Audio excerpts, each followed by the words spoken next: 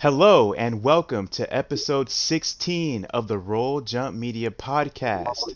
I am joined by my recurring panelists, Jose and Luis. Jose and Luis, how are you guys doing today? What's up? Good. You're doing good. That's good to hear. For today, we're going to be going over the reviews for Ghost of Tsushima and Paper Mario, uh, the Origami King, right? Paper Mario. Yes. We're also going to be going over the Nintendo Direct Mini Partner Showcase, the Xbox Game Showcase, and what players will be getting with Xbox Game Pass Ultimate. But before we get into all that, we're going to be talking about what we've been playing. So, gentlemen, without further ado, take it away. All right. So we'll just go on the same order as we used to. Sure. Okay. So I've actually been playing a lot of games these past 2 weeks.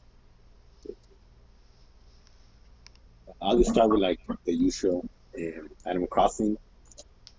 At this point, it's for me. It's been like get in like 15 minutes and then get out and then start playing something else. Just get my Nook Miles, my um, check my mail, talk to talk to my what's it called? My neighbors, Yeah, yeah, yeah. my villagers, and help out. Well, help Jose with things he needs and so on. I've been wanting to like get in more and try to like design around my house more, um, but it's a work in progress. Um, Apex, uh, I think I only played like 30 minutes like in this past 2 weeks. Oh, Uh, yeah? yeah, like I haven't played Apex that much anymore. Well, I'm going to invite Mainly you so because we can play some. yeah, it's mainly because of like what's it called? Oh, because I've been playing like other games. Yeah, I'll get to that. True. Okay. And, um, but it's not like the hype has died or anything. Uh, Sometimes I still get like the urge to play, but Yeah. then I play something else. And yeah, did we play Monster Hunter this past 2 weeks, or was it like for these 2 weeks? Um, It was I, before. It was f- I before. feel like it was a little bit before, Uh, but we didn't talk about it, or I did know we? it's weird. Like I don't know. I don't think so. Anyway, shout out to Monster Hunter on the Switch. Yes. Shout out to Monster Hunter. We played a few hefty hours of that. Yeah. And yeah, I've been playing. Well, I played a lot uh, of the Nintendo Switch Online, the SNES. Oh, yeah? You actually went And back into it? yeah, uh, I played Super Metroid, and I passed it for the first time. Dude, shout out. Yes, that game is pretty good. Yeah, I had only played Fusion and Zero Mission, Yeah. and, but I've never actually played Super Metroid. The question I have I for you. started, Oh, yeah, go ahead. I thought yes. you were done talking. Go ahead. Well, I was gonna say, I started playing it like a few months ago. Well, not even like a couple of years ago, on the Nintendo SNES Mini, but I never got to it Mm-hmm. to competing it, and so I figured it was my chance. And what were you gonna ask? Oh, I was gonna ask, how do you think my favorite 2D Metroid is Fusion, Mhm. and I just wanted to ask, did you like Super Metroid better or Fusion? I think I like Fusion better. Yeah, same here. Uh, I think it made more like improvements. Mm-hmm. I don't know. I found like the story more like interesting. Super Metroid, they leave you more to your own devices. There's less guidance. I think that was the main thing that I was harping on when I talked about it when I did my when I played it. Right, So I guess if that's more up your alley, more of the environmental storytelling rather than actual, straight up narration and things like that, then Super right. Metroid might be more up your alley rather than Fusion. That's true. And but yeah, I mean, it's still a great game. I really enjoyed it. Uh, But yeah, I've been getting more hands-on on Metroid games, like 2D Metroid games, expanding my knowledge of the lore. Yeah, it's the lore is it gets pretty deep. It's you can spend hours trying to wrap your head around it.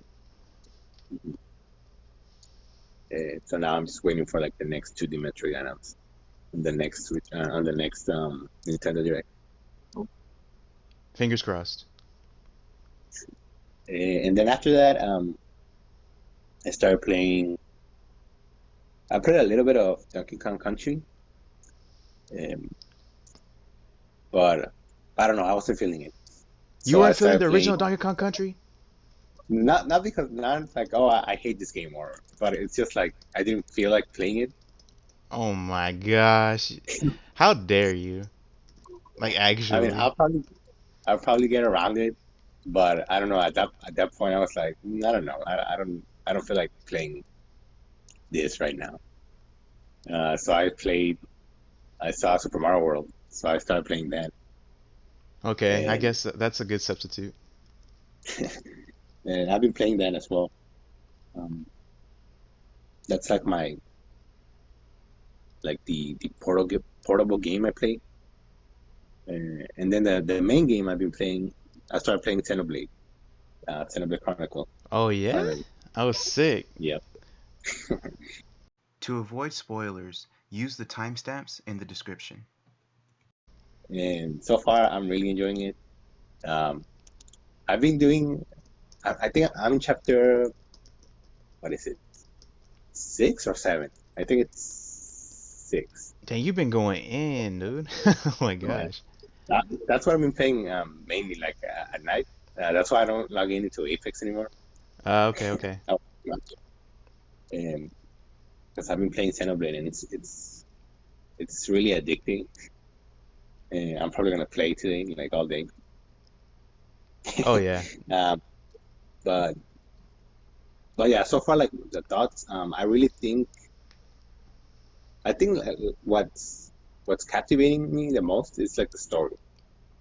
Like it really hooks you. Naturally, yeah. Naturally. Yeah, exactly. And it's like I don't know, it's cool. What I like about Yeah. Xenoblade is Yeah. oh go ahead, you finish your Uh-huh. thoughts and then I'll chime in. Well, I was gonna say like um the combat system is different. Like I've never played a game with that combat system. Mm-hmm. So like at first it was really like strange. It was like I Like didn't know how to feel, but you get used to it and like it makes sense yeah. and it's pretty fun actually. Like I like fighting. Did you have any trouble juggling aggro?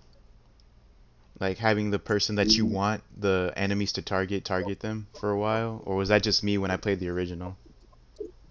No, I think it's like a problem, and I still have that problem a little bit. Mm-hmm. Uh, Mm-hmm. uh, but like I guess that's why you like there's arts you use to absorb aggro from your your what's it called your partners Yeah, or yeah. create aggro yourself. And I guess you just have to find like that balance between like the arts that attack the enemy and the arts that create aggro. But yeah, I had a problem with that as well. Yeah. It gets easier once you level up skills, if I remember Yeah, correctly. So, who do you play as the most so far?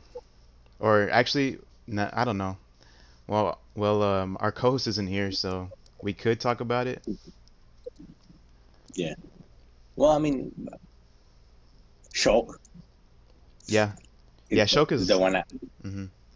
using the most. Right now in the chapter I'm in, I'm using Rhine more. Oh, really? You're actually It's like, using Ryan? yeah, it's a tank. Yeah, It's HP. Yeah. I usually just let Ryan do his thing. I don't. I never really. Well, it's probably because you guys know me and my play style.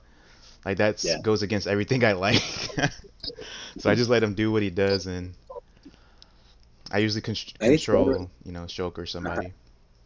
Yeah, it's better when you use Shulk and just leave Ryan doing his thing because Yeah, yeah, he gets the aggro, and then you can use the arts to yeah. inflict damage on your opponent. But yeah, I get it. What I was gonna say about Xenoblade is that once you start the game, it captivates you. Like you can just play through the story, and you don't want to put it down. It's up. It's kind of the opposite of Breath of the Wild as to you kind of like it constantly distracts you. Hmm. Breath of the Wild constantly distracts you, but in Xenoblade, I mean, there's constant distractions there, but there's always an explicit path forward. Like there's always that marker that you can go to. Right. I don't know. It's just like the structure of it is like I don't know. It's more. How would I describe it? Um, I don't know. Something about that structure really appeals to me, Yeah. as opposed to, you know, going through menus and seeing where I have to go, and then sometimes like there's always uh something that blocks you. Like you could do it if you tried to get to the main story in Breath of the Wild, but there's always something I felt like was blocking me. In Xenoblade, there's nothing Yeah. blocking you. Just walk down there and trigger it, you know? Yeah. And it'll start. That's true. Also, one thing that I like about this game is like when you gain experience, everyone in your party gains experience. Yeah. But it doesn't like I'm gonna be controversial here, but like for Pokemon, for example, uh, Mm-hmm. the experience share, in the recent games, the experience share, if you're fighting with one Pokemon, and you gain experience, all the Pokemon in your party gain experience. And the Mm-hmm. thing about Pokemon, um, is that I feel like that makes it like that takes away from the what Pokemon is about, like to use the different Pokemon and level them up individually. Um, and I think it makes the combat with enemies in Pokemon like way easier. I don't know Huh. if Jose, the expert, will agree. But in Xenoblade, I think it there's like a balance.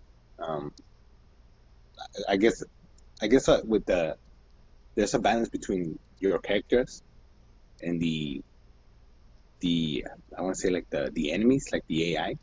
Yeah, yeah. Um, like you gain experience and everyone levels up in your party, but that doesn't affect uh, the difficulty, I guess, yeah, or like the combat, like it sort of like levels up. I mean, I guess you can grind and level up, but I don't know. I didn't feel like it took away from like the what's it called, the combat, I guess. Right. I don't know. Yeah, it's something I observed. But True, I mean, true. either way, like you're encouraged to use different party members to what's it called, to create affinity between each one. Oh yeah, I forgot about that mechanism. True. Yeah. And I feel like that's what I've been doing the most. Like I've been doing like a lot of quests, side quests, Uh-huh. um, and trying to level like with the party that I have right now, trying to create more affinity between each other. I'm just enjoying it.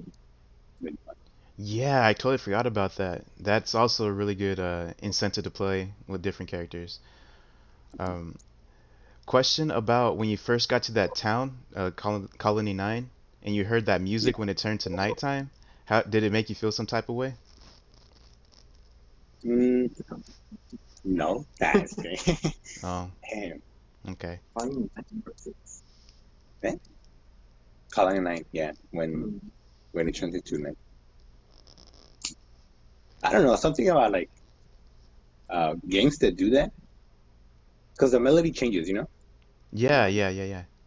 It turns into like a more peaceful, calm melody. Yeah. Mm, I mean, just like the whole, day to night system. It's something like personally I don't see much in like other games, and, and it's really nice. It's like, and something I noticed too is like depending on like the time, there's different side quests that you can do, or say the different people you can talk to. So that's cool. I don't know. It's something I appreciate. And right. I don't know. I guess like something about that also like makes you invested in the world, or makes like I don't know, takes you in that environment. Mm-hmm. And the It's improvements like that you. they make to the game, I think Mhm. it invites players to do that more. Just Yeah, how better it's presented as opposed to, 2010, there was a graphical, a graphical leap from then to now. And then haven't played it since its release because I've been playing other stuff, but um it's a beautiful game, and the improvements that they make is just it makes it all the more inviting to just explore and not get discouraged by like systems that are too obtuse or whatever. right. It's true. Yeah. But did I cut you off before I was going? You were going to say something? Oh no, no. No. Oh, okay. That's pretty much it. Like Yeah. that's the game, and you don't have to more. Awesome. Awesome. Glad to hear it.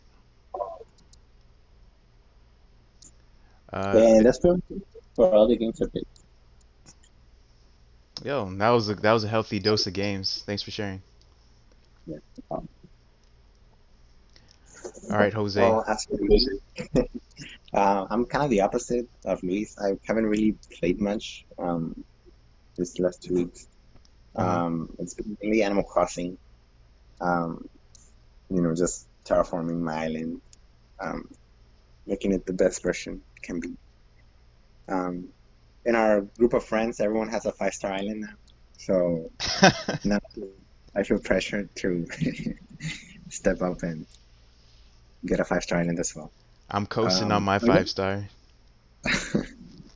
Yeah, but I mean, you have one. That's what counts. But yeah, that's been pretty much it. I mean, nothing else. I wish I could say I've been playing more stuff, but You didn't it's play no just been Donkey that. Kong? Nah, I haven't. It's just Okay. Animal Crossing. I And I mean, respect Super it. Smash, just getting like the spirits that I haven't caught. Oh, that's something. Uh, That's something. yeah, something else. But yeah, pretty much it. How about you, Ray? Um, have been playing quite a bit of stuff. Let's see. Apex, I've been still been playing Apex just a little bit, well actually significantly less amounts of Apex because I've been getting into Final Fantasy XIV and trying to finish the last DLC, which I did last night. Um, all the DLCs to Final Fantasy, the expansions, are great. I find all of them to be great in their own ways. Like the first one was really good because of really cool extra characters. Like they're probably some of the most endearing characters that I've like encountered in any of the expansions. Same with Stormblood. The Stormblood story kind of drags on a little bit, but it's still fun to go through. And this last one just had a really cool premise, like a twist to the whole story that I've really enjoyed going through. And all the characters from the first, A Realm Reborn, the base game, follow you through it, and then all the characters that you meet in the expansions also have an influence for the most part. And I just can't give the game enough props for the amount of lore and the amount of detail that goes in it, because there's so much dialogue. You can, like, once you do stuff, like once you complete a quest, and then it has a certain amount of impact on the story, you can just go back to different NPCs and they'll acknowledge what you've been doing. And just little things like that really go a long way to making the world feel alive. And yeah, Final Fantasy XIV, I can't recommend it enough. Soon, I've read that they're going to be increasing the level cap for the free trial to 60. So that's a really big chunk of the game that you can just do as a free trial. And I do encourage people to just give it a try if they have not done so already. Do you guys have any questions about Final Fantasy XIV for me, since I've been bringing it up so much and why I love it so much? Hmm. Okay, so um, you've been playing a lot, and would you say this is like one of your favorite games? Ah, that's a good question. Let's see. It's definitely up there. I would say it's because my favorite games are Metroid Prime, Jack and Daxter, Xenoblade. I would say it's up there with Xenoblade, most definitely. Probably Yeah, tied with it. Yeah. Metroid Prime is just a more tight package. There's like less seams that you see, like animation wise, things like that, that kind of hold it back a little bit. But I feel like the game is so vast that I can give it a really hard pass because of how much content it is and how old it is and just how much it holds up, even though it came out originally in 2013. So yeah, I would say it's tied with Xenoblade, probably like tied for my third favorite, just off of off the cuff right now. yeah, Yeah, but yeah. Well, 'cause I tried it and I don't even know what level did I. I think you got to like level 19 or something, 19. maybe. Um, but yeah, like you said, there's so much to do in, in that game. Yeah, there Um, is a lot to do. uh, and that's not that's, like there's side quests too, and then there's the story. Yeah, so when we played, So I made you follow the main quests so that we could, get into the dungeons. But if you just wanted to, you could just do side quests for everybody and just get yeah, immersed that way. Yeah. it's crazy. Yeah. And then you say they added more, and Oh yeah, and the expansions, they add even more side quests and more new systems to unlock that weren't there in the base game, and then you only have access to it if you have the expansions. And there's also tribes that you can do quests for that'll give you certain items and certain quests. It's a lot. It's its own world. It really is. And not to mention the music is immaculate. Probably the best music I've heard in a video game. One of the best. the music. One of the best. All right. So that's Final Fantasy 14 for me. Let's see what else. I also have to talk about Ghost of Tsushima or Tsushima. So Ghost of Tsushima, I was so fervently wanting to finish Final Fantasy 14 that I've only played it for about, I don't know, probably like 8 hours or so. And Ghost of Tsushima is, I want to say it's my favorite exclusive for the PS4 so far. I really do. Other exclusives that come to mind, was it Spider-Man, God of War, The Last of Us 2?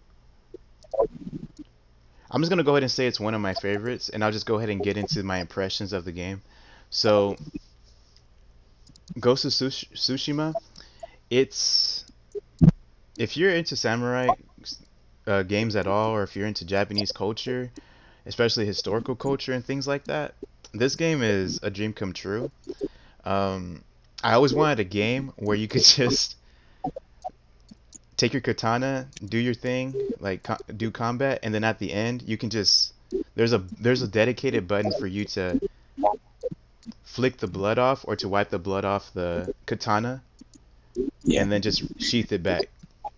So you can just do that at will whenever you want, even in the middle of the combat. If you just want to flick the blood off and then just like taunt your enemies while you're doing it. Oh man, that just goes a long way for me.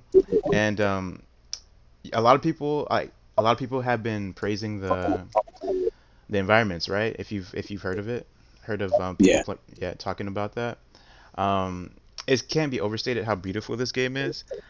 I have a base PS4, 2013, end of 2013, and like how in on the PS3 in the beginning, the graphics were a little, cloudy, rough edges, things Yeah. like that. And then at the end, we got The Last of Us. Mhm. It's the same. It's the same thing that's happening right here. Um, Yeah. just how Sony first party studios just are able to grab all the power from the system and just make a really really pretty game is borderline magical. I think it's Yeah. it's yeah it's just so good looking. The story's really good too. It's easy to follow.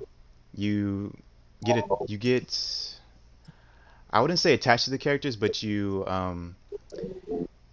what do you call it? You vibe with the characters. You're happy that they're part of the story.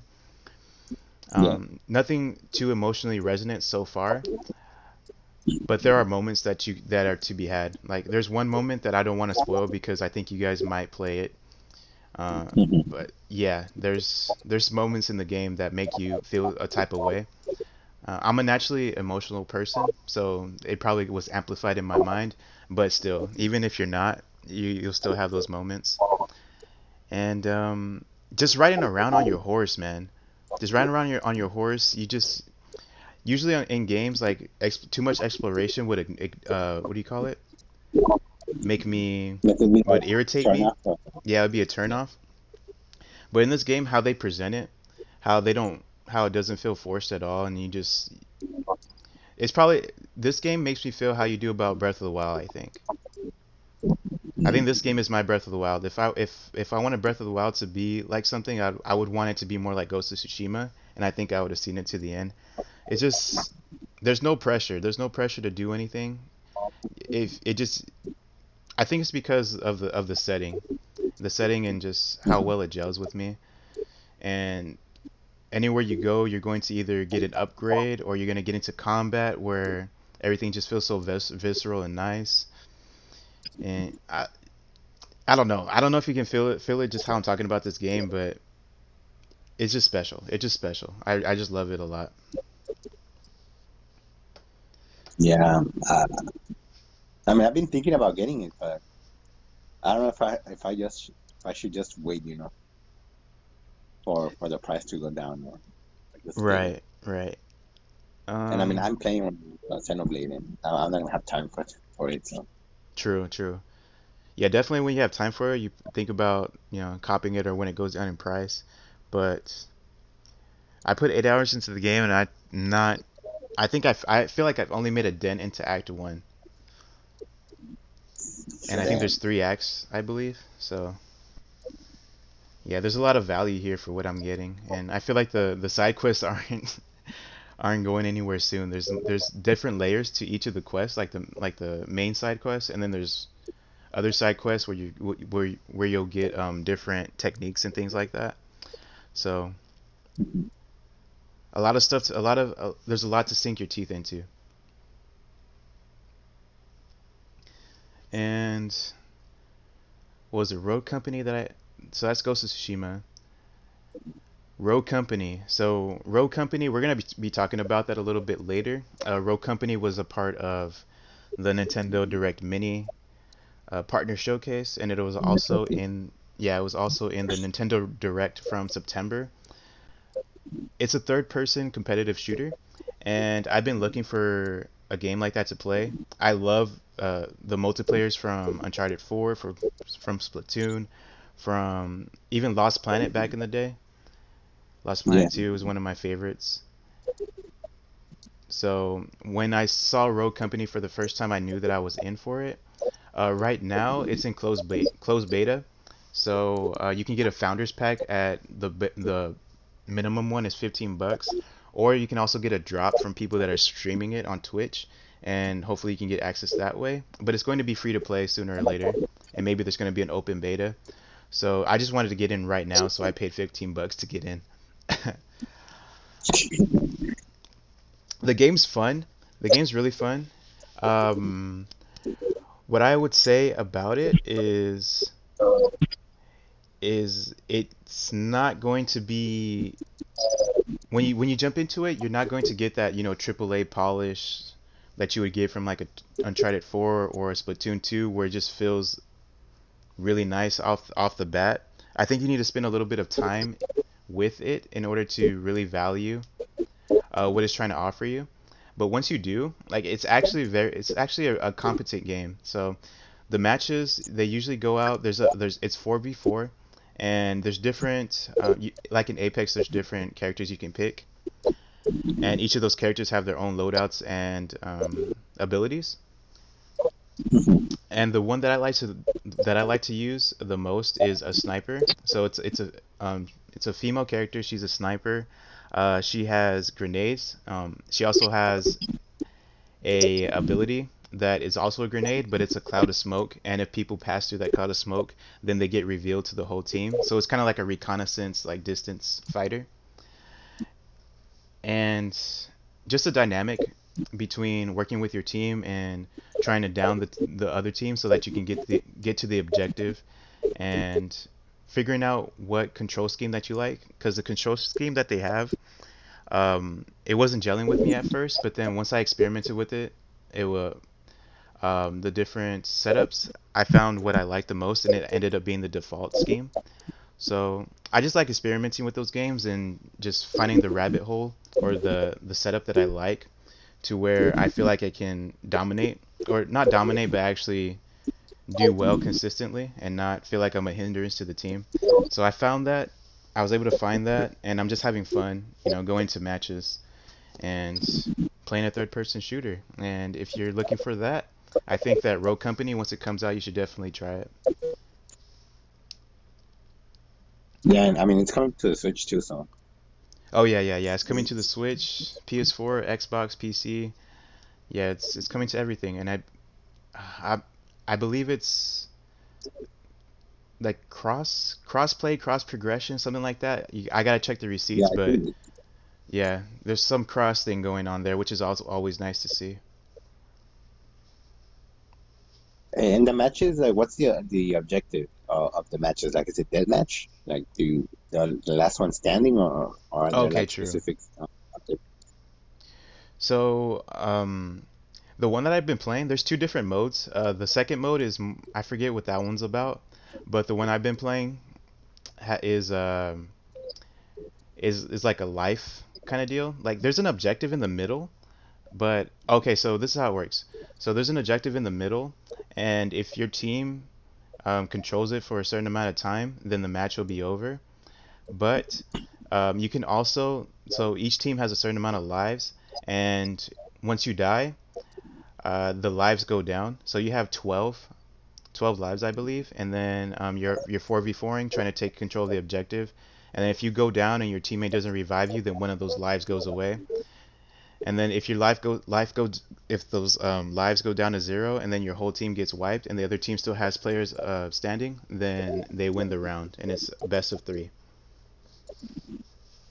or whoever gets to three first, 3 rounds winning first wins the match. Mhm. Okay. So yeah, it's not too involved, but it's fun all around. I wish I knew what the second mode was, but I just can't recall it because I didn't really play it. But yeah, I'm gonna invite y'all to hop on with me once it goes free to play, or once it's an open beta. Yeah, Yeah, yeah, I'm open to trying it. true, true. All right, so we're more than half an hour into the podcast, and we've been talking about games only. No no news yet. Oh That's boy. all right. Yeah. All right, so that's gonna do it for our what we've been playing segment. Let's go ahead and move on to the news.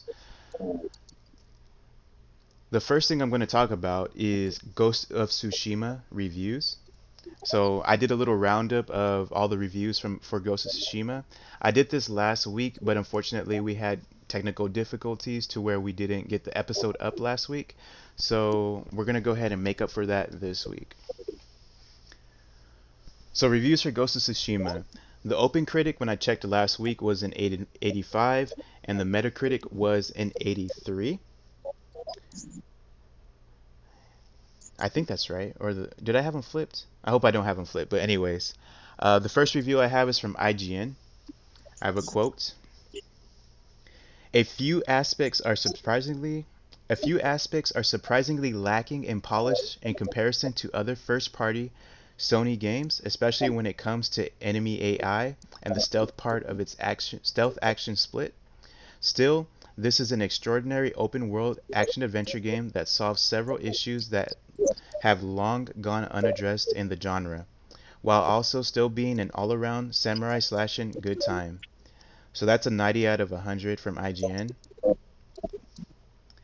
The Easy Allies, they gave it an 85 out of 100. Their quote goes, Ghost of Tsushima has a lot going for it. Combat is fast and fluid, and the story is engaging thanks to some great characters. Most disappointing is that taking a stealthy approach can sometimes make victory feel simple and unearned. Despite that, the island itself is the biggest draw, taking you on a captivating adventure through its beautiful world. And then the last quote I have is from GameSpot. GameSpot gave it a 70 out of 100. The game hits a lot of fantastic cinematic highs, and those ultimately lift it above the trappings of its familiar open world quest design and all the innate weaknesses that come with it. But those imperfections and dull edges are definitely still there. Ghost of Tsushima is at its best when you're riding your horse and taking in the beautiful world on your own terms.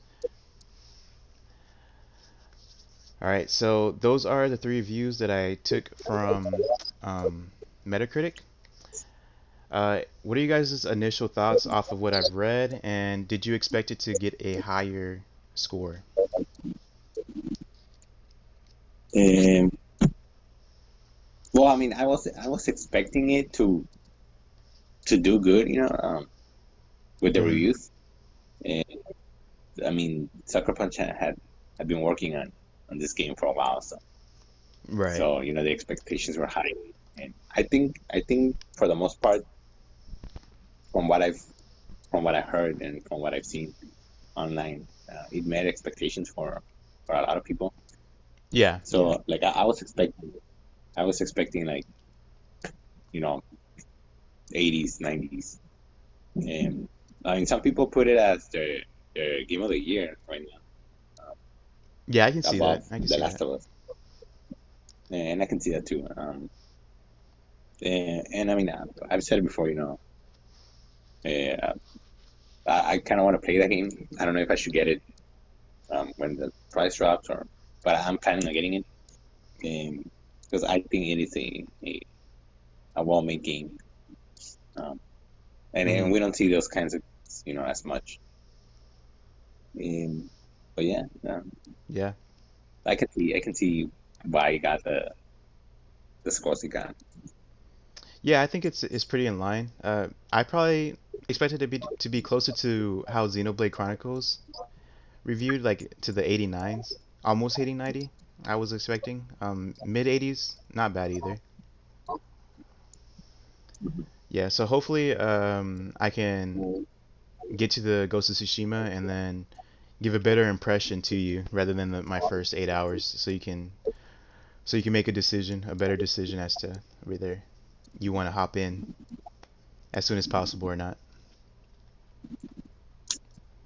I mean, like we said, I like that it's different. Like it's a different environment. I guess environment. I mean, it's not what I was saying. I'm trying to think of the word. Like it's not your typical like guns and shooting enemies that we've seen with Exactly. other games. Um, And it's open and world. it's It's open world. Open world yeah, samurai game. Like I don't know who else has done that. right, Yeah. exactly. So I mean, I'm glad that it's getting the reception it's getting. Um, I mean, hopefully it inspires people to just kind of explore different types of experiences or Right. stories or just settings. But yeah, it was expected. The hype was there, expectations were there, and I think it does live up to the expectations based on the on what the critics are saying and what the fans are saying. Hmm. So I mean, wish it well. Fair enough. That's some good insight. I appreciate that. All right. So let's go ahead and move on to Paper Mario, the Origami King. Paper Mario, the Origami King has a 81 on OpenCritic and 81 on Metacritic. Last time I checked last week. I have some quotes from some reviews as well for Paper Mario. This first one is from Games Radar. It's a pretty short one. They gave it a 90 out of 100. Paper Mario The Origami King is fun, light-hearted, and a celebration of Super Mario with a strong story, great humor, and brilliant characters. The review coming up is actually from IGN, who gave Paper Mario The Origami King a 70 out of 100. The next review I have is from Game Informer.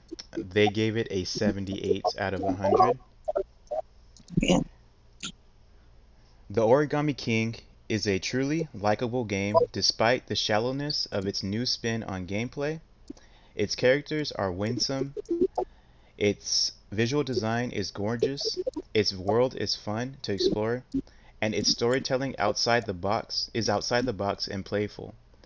At the same time, however, it could be so much more. Combat is largely unfulfilling, and your journey as a whole lacks meaningful choices. For a series with RPG roots, that's a real shame. And the last review I have is from IGN. They gave it a 70 out of 100. The Origami King is a truly likable game. Oh, wait. I have two of the same quotes. I have two of the same quotes. Oh no. Oh no. Oh no. Oh no. All right, so let's just go ahead. I'll clarify if it's from Game Informer or IGN before we move on. But I'll just go ahead and give you guys those two quotes. And what are your thoughts about the takes of those two reviews on Paper Mario? Okay, so I think it's safe to say that for this game, um, it's been a mixed response. Um, I mean, on social media, it kind of there was a firestorm caused by the an interview that was made um, Oh, to I right. think was it Producer, I believe. the producer of the game. Pretty controversial. A lot of people didn't like what he said, um, but I don't know. I think it's because it's kind of hard to tell. I mean, I think a lot of the criticism and the frustration comes from um, longtime fans, and these Hmm. fans have been there since the beginning. So obviously they know what they want, they know what they like, what they don't like. Um, and so if they're not liking the direction that this whole would it be a franchise? No, yeah, a franchise is Yeah. going. Um, it's I mean that says something, and then there's the other side of people who do enjoy it. And I mean the reviews also say that it's a likable game, that it's a good game, it's a solid game. Yeah. Um, and for a lot of people, that's their first Paper Mario game, so they don't have anything else to base it off of. So based on just that first experience that they have with that game, it's a good game. Um, so I mean, it's a lot of mixed responses. a lot of clashing between old time fans and brand new fans. Yeah, Um, yeah. I just I don't know. Reading that interview, I can see the frustration of um, longtime fans. Um, it just feels like they're dumbing down the franchise, um, the way Mm-hmm. that it's expressed. That one quote that a lot of people kind of singled out, um, where the producer talks about the storyline for the previous game being kind of uh, too complex or too complicated. Ah, yeah. Um, that rubs me the wrong way, only because I mean I don't know, like how dumb do you think audiences are, or how what is the level of complexity that you want, and why is it a problem if it's too if it's not too complicated, but if it's complex, there's nothing wrong with that. Um, and I saw a lot of people making a point that don't underestimate your audience. Um, like don't I mean I don't know if they look at it as a kids game and that's why they're you know directing Mm-hmm. or shifting the direction the way that they are. But even then, kids are smart. Like I don't know what the issue is with that, but I don't know. I have some concerns about that. And I'm gonna bring in Pokemon here because I feel like the Pokemon franchise is also going that direction. The way that they approach their games, um, I Okay, just feel like yeah. games is like they're dumbing down the games. They're Right, making it right. too easy. The plot line is barely there. Oh Um, my gosh. there's no thought, and it's Ugh. like I don't know what is Nintendo. What are they trying to do? Like what is your focus? Is your focus creating a kids friendly game, which I'm pretty sure it is, but at the same time, kid friendly doesn't necessarily mean easy. You know, it can be accessible, but still, you know, Mm-hmm, I don't know, mm-hmm. challenging. Like there's nothing wrong with that. So when I read the interview for that, it did, raise some concerns because that's something that I feel like Pokemon has been going down. Right, And so right. to see a franchise in the Nintendo, in Nintendo go down that same route or start adopting that same thought, um, I don't know, it's concerning. I don't want Nintendo to dumb down their games for fans or because they think fans find it too hard or too complicated. Like just do a good game, and if that Mm-hmm. means making a complex plot, well then so be it, I don't know. Yeah, yeah. Yeah, that whole interview with Tanabe and whoever else was accompanying him. Yeah, it was a little strange. It was a little strange, and I don't know. I guess Nintendo knows, or they expect us to buy it anyway, and they can just reap the benefits from both kinds of audiences. But I hope I don't know if they're gonna burn bridges with with the fans that are already there if they keep doing this kind of thing. So eventually, I don't. Yeah, it's a tough thing. I can see from their perspective to where they want to make it as accessible as possible and to keep things fresh, to make things not stale. But I think there's a fine line between delivering what the fans want and taking those liberties where they're probably not needed, you know? Right. Yeah.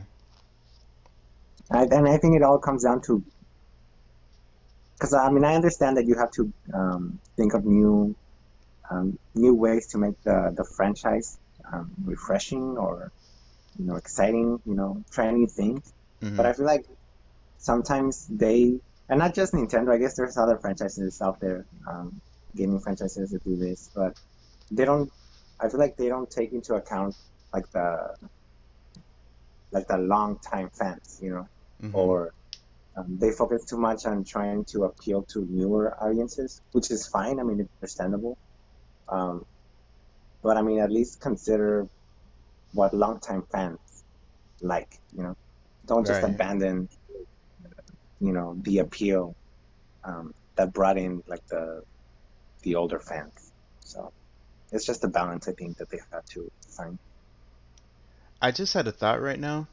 Do you think what we're going through with Nintendo right now is what our previous generation, like when we were this age or when they were that age, and then we were small and we were having fun with freaking Star Fox? Oh, well, me, Star Fox Adventure, Super Mario Sunshine, that was like my jam.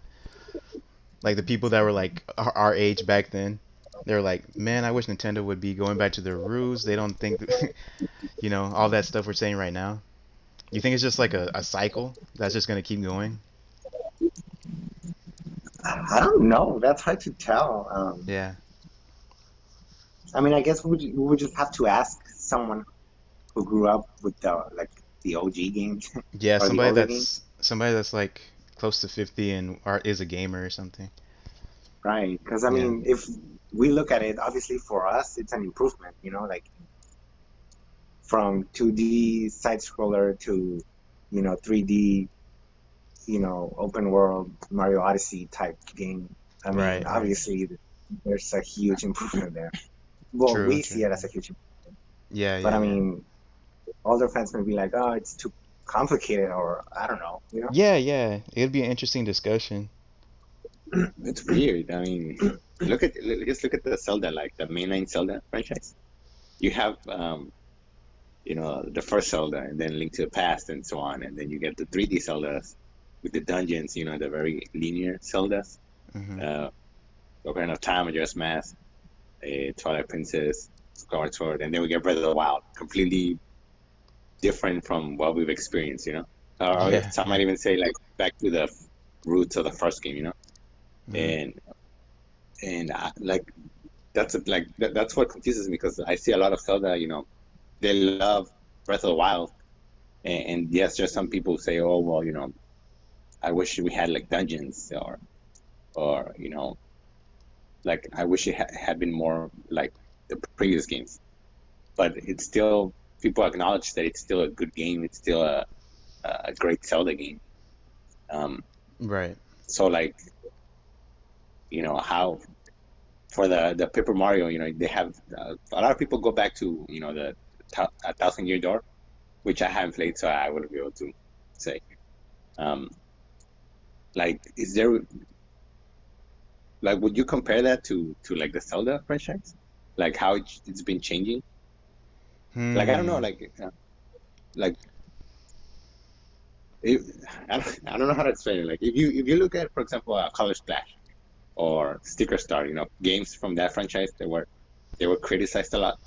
Yeah. Um, and there is, from what I've seen, there is some valid criticism because a lot of people say that the whole like the sticker system in Sticker Star it was pointless. 'Cause I guess you had to collect stickers in order to be able to use moves or something. And people Interesting. thought it was trash, and I guess when it comes to like, gameplay, I understand the criticism. I understand why it was like a huge turn off. Hmm. And, but I don't know. Let's say Color Splash or Sticker Star, came out and they were like really good games. But it was completely different from the Thousand Year Door. Like, would there be that conversation of like, oh, like go back to your roots, or what can we have a Thousand Year Door? I don't know, like you know what I mean? Yeah. I think like the reason why people are upset is because we've had those bad games, or they've had those bad games in that franchise, Hmm. Hmm. and so they're kind of like burned out. It's like, well, I don't know how I feel about this game. And Yeah, yeah. unlike Zelda, Zelda has been like all of its games, have been great. And I don't know if let's say Wind Waker and Twilight Princess have been trash. Would Hmm. people be like, oh, just go back to Ocarina of Time or Link to the Past, Yeah, just go yeah. back. But we've been progressively, or constantly being given good games in the Zelda franchise. So I think it's people are more open to it. They're more trustworthy towards Yeah, it. yeah. because it's consistent. Right. I mean, obviously, if people hear, oh, Zelda is gonna try a new style of gameplay, or obviously people are like, well, the past games have been good, so I'm for sure, this new Zelda game is gonna be good too.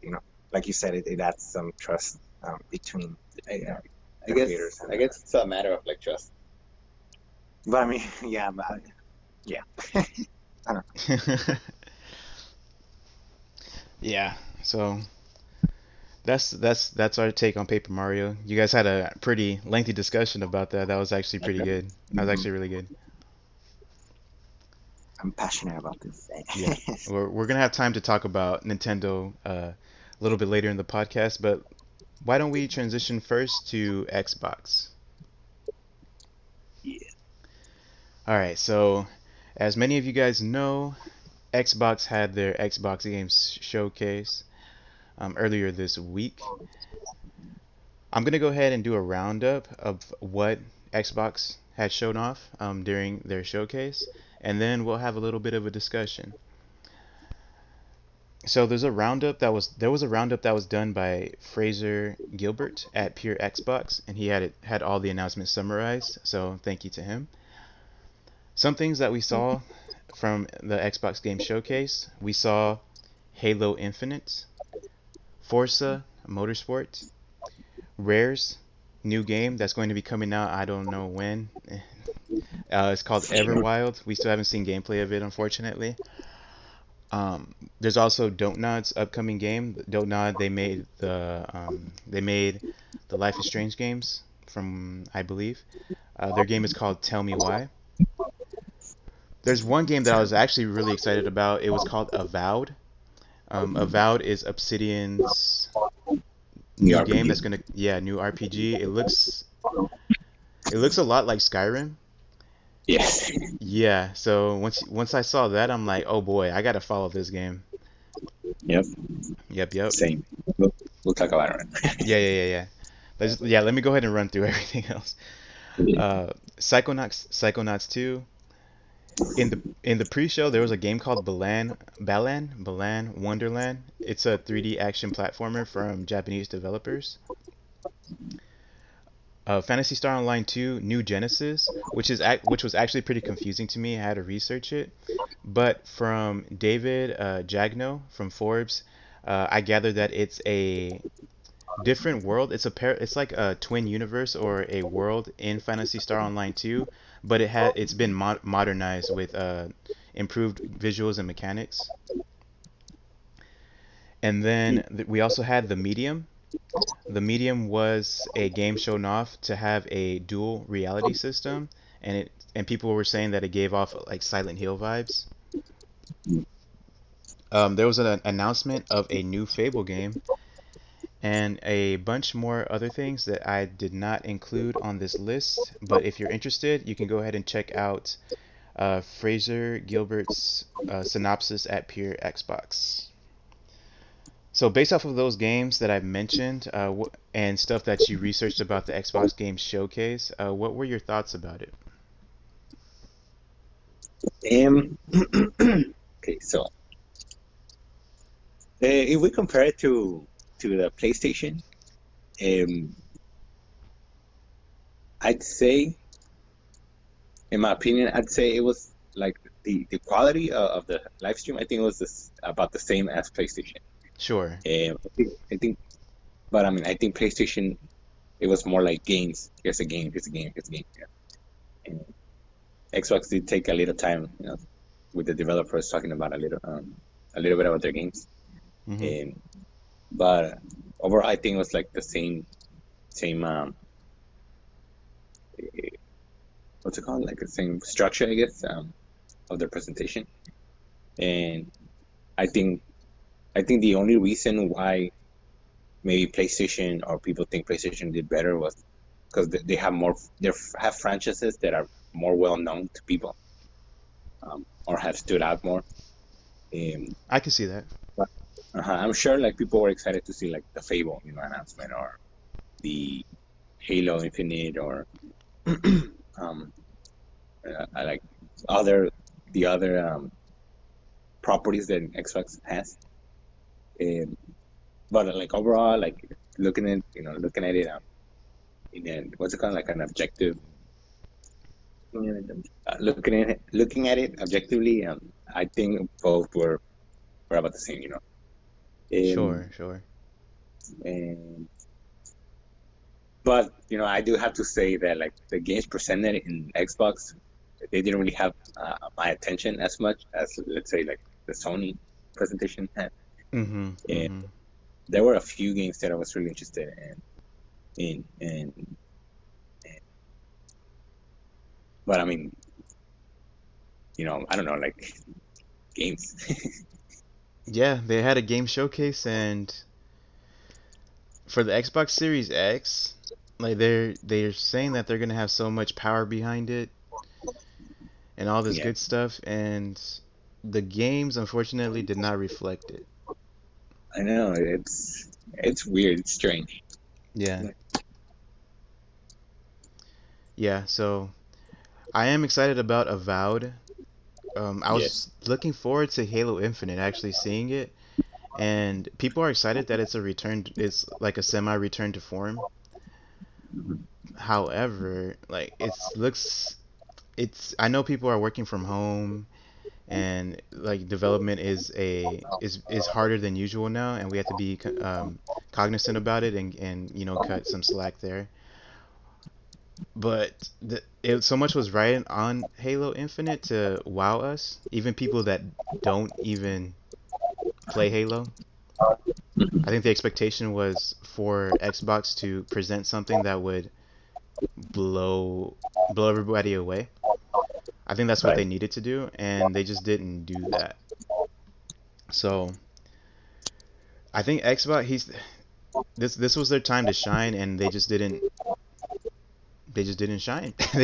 They just Right. kind of just stayed the course, which was a little, disheartening. This Yeah, disappointing. Yeah, Yeah, I can see that. yeah, Again, yeah. like maybe that doesn't affect me as much because I've never been like an Xbox owner, Hmm. so it's kind of like okay, whatever. Yeah. Yeah, but yeah, like you said, about it's pretty interesting. Oh yeah, yeah. And If I can't play that on, because it's gonna. I think is that one gonna be on X? Do you know if that one's gonna be on Xbox and PC only? I would assume so. But I don't know. I mean, ups. it's from Obsidian, right? And Yeah, Microsoft bought Obsidian. yeah. I don't know if they would want That would to be a make. power play. Yeah, Yeah, it because would. the Outer Worlds came out on everything, and Obsidian was also behind that one too, right? Yeah. Yeah, so who knows? I have to go back and check the tape, but man, Psychonauts 2, does that appeal to you? Mm, Not really. I never played the first one. I don't even know anything about the franchise. But no, like I don't. It doesn't. I mean, it looks cool, I guess. But no, it's not like something I'm looking Yeah. forward to. Or I think like the other game that like got me um interested in was the Medium, but that's not even like an Xbox exclusive. Um, Right. wasn't the Medium show like at the PS5 as well? The Was Medium, it? I don't remember seeing it at the PS5 showcase. Or maybe it That was was the previous Xbox one. oh really? Okay, so it was given attention before. Yeah. Hmm. Um, Okay, okay. but that looks interesting too. Yeah. It looks really creepy. But yeah, like Fable. I don't know anything about Fable. Uh, and, Fable, it's a third person action adventure, I would call it. So mhm. it's up our alley. Um, it's like what I call it whimsical, almost like fairy tale-ish vibe. Like what do you call it? Fictional forests and like stuff that you would find in like a Snow White universe or something. That's kind of the vibe it goes for. Mm, I see. Yeah. So yeah, I'm gonna keep tabs on the Fable. I actually want to try one out. I Yeah. heard one and two are good, but the third one left people wanting. But I'm not gonna play those most likely. But this new one I'll keep an eye out on. Yeah. So any final thoughts about the Xbox Game Showcase? Mm, not No. really. No. Hopefully they show more like in the future, but Yeah. we'll see. My plan was to talk about Game Pass, Xbox Game Pass Ultimate this episode, but I think we'll postpone that to next episode because I do want to talk about the value that it Yeah. brings and if it changes anything, and I think that'll be a whole like discussion on its own. So I think we should go ahead and end with the Nintendo Direct Mini Developers Showcase, or what was it called? Nintendo Partner. Direct Mini Partner Showcase. Yeah. So we'll go ahead and move on to that. I'll do a quick synopsis about what was there. I can go over everything because it was really short. Yeah. So at the Nintendo Direct Mini Partner Showcase this past week, or earlier this week, we had Cadence of Hyrule. So Cadence of Hyrule is receiving and has already received new content that includes new playable characters, music, and story. Rogue Company was given a spotlight. We talked about that earlier. A third-person competitive shooter that is in closed beta right this instant. WWE 2K Battlegrounds is going to release on September 18th. And then the final two announcements we had were first, Shin Megami Tensei 3 Nocturne HD Remaster. It's going to be coming out in spring of 2021. And Shin Megami Tensei V will have a worldwide release in 2021. Also, as a side note, or as additional notes, the Japanese Nintendo Direct Mini Developer Showcase had a different slate of games, and that they were listed by Liam Doolin from Nintendo Life. One game that caught my eye from their showcase was Sakuna of Rice and Yeah. Ruin, and that is a game that is a side scroller, so it's action side scrolling, and it's has deep crafting and farming simulation as described by the game's publisher's website, and that game is going to be due out in November.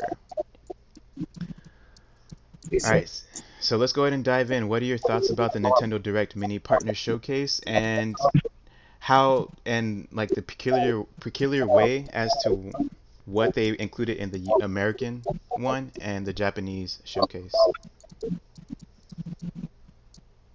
well, it was a waste of time, actually. It was a little disappointing, not gonna lie.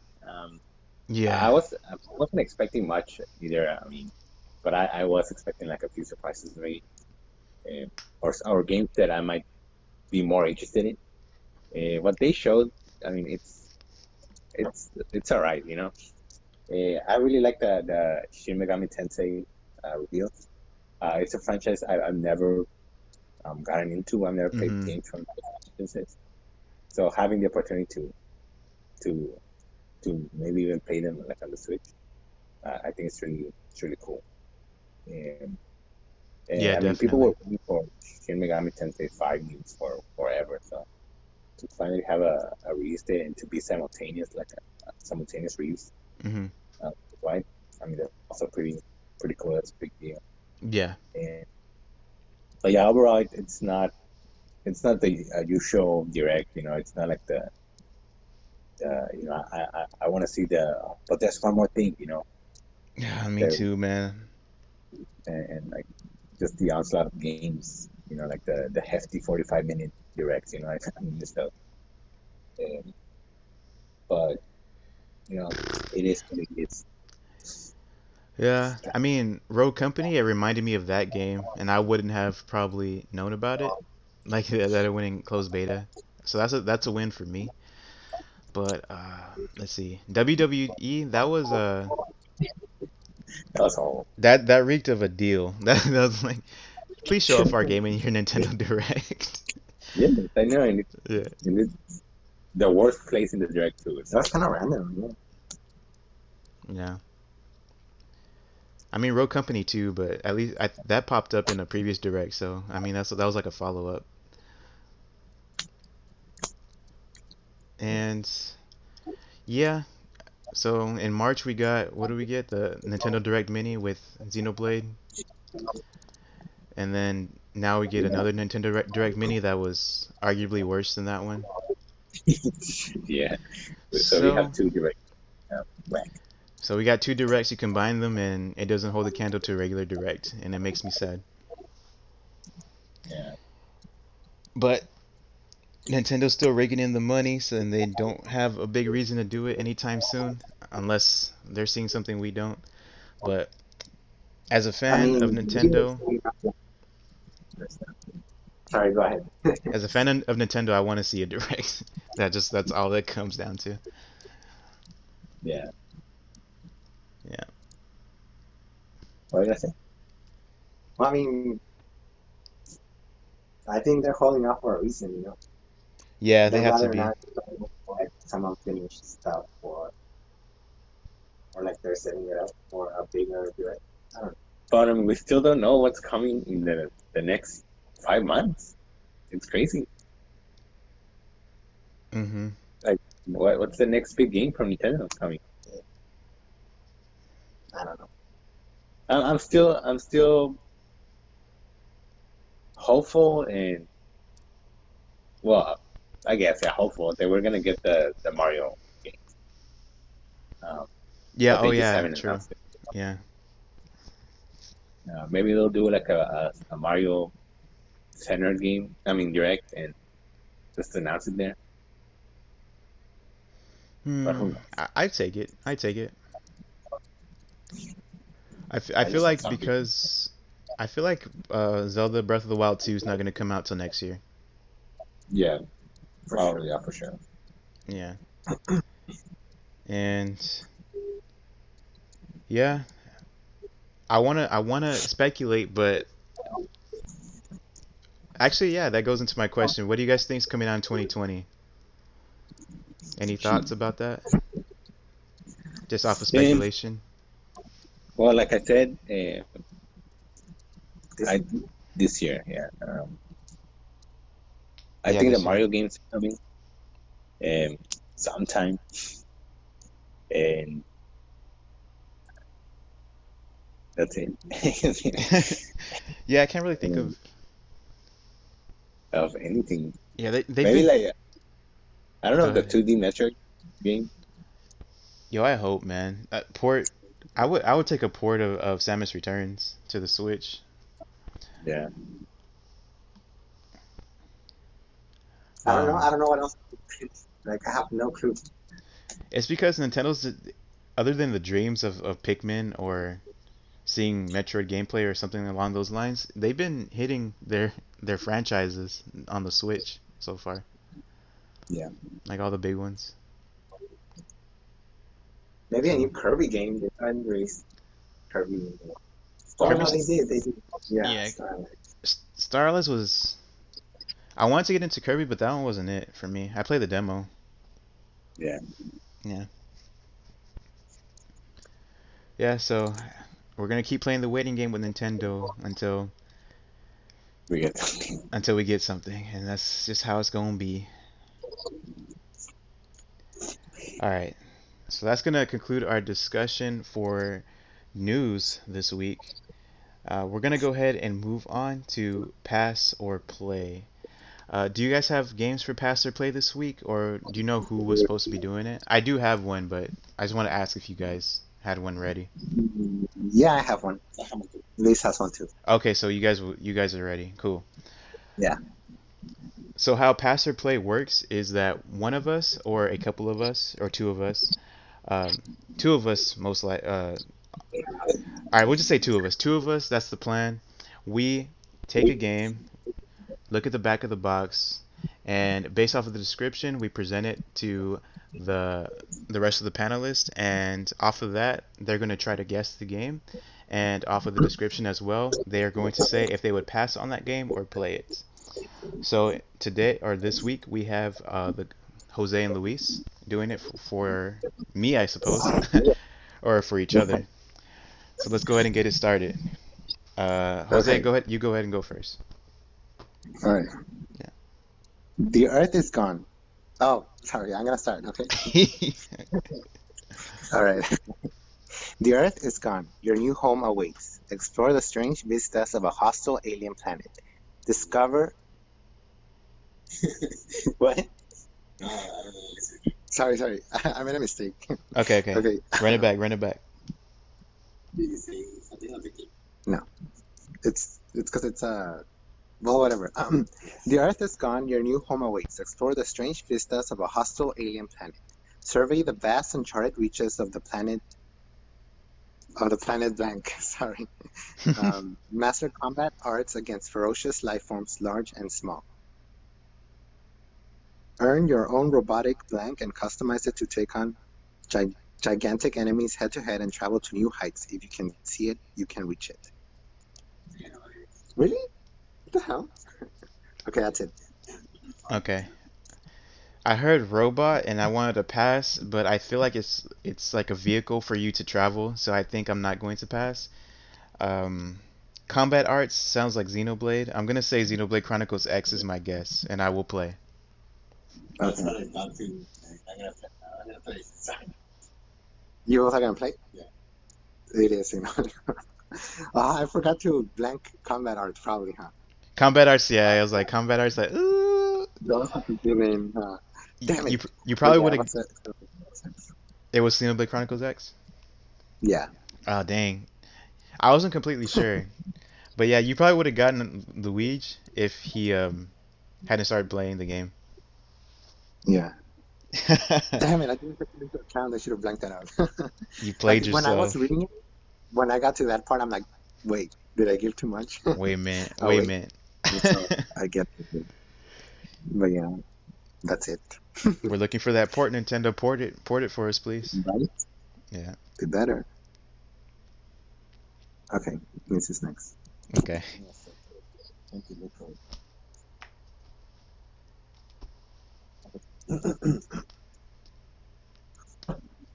Okay, you guys ready? Okay, whatever. I just gonna read. Okay,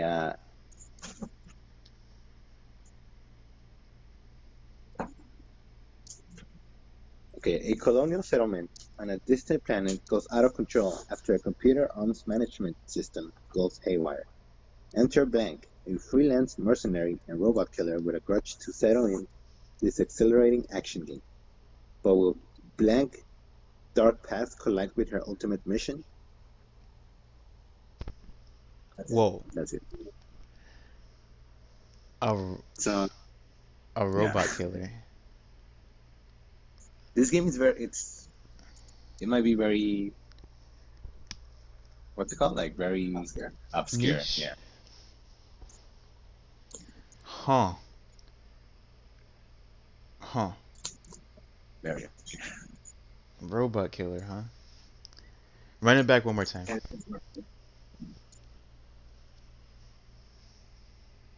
Go. Can you repeat it? The quote one more time? Yes. Okay. Okay. A colonial settlement on a distant planet goes out of control after a computer arms management system goes haywire. Enter Blank, a freelance mercenary and robot Mhm. killer with a grudge to settle in this exhilarating action game. But will Blank dark past collide with her ultimate mission? Dang. Huh. Huh.